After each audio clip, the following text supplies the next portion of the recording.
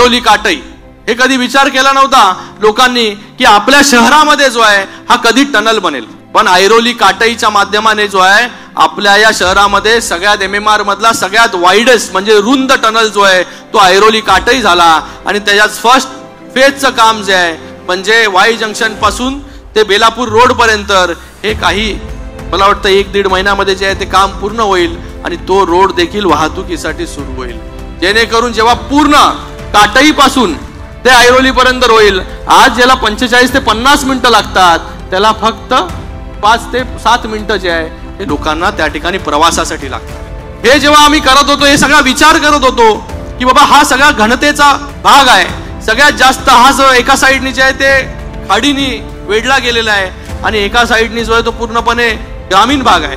पण लोक जी आहे ती मोठ्या प्रमाणामध्ये फक्त त्यांना एकच मार्ग होता प्रवासाचा, रेल्वे. तेव्हा रोडनी जे आहे हे प्रवास करणं जे आहे ते तितकं सोपं नव्हतं.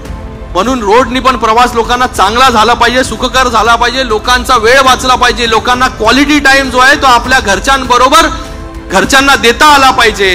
त्यासाठी आपण ऑल्टरनेट मोड ऑफ ट्रान्सपोर्ट जे आहे ते सुरू केले आणि त्याच्यातून जे आहे ते ऐरोली काटई मुक्त मार्ग जो आहे तो आता पूर्णत्वास येतो.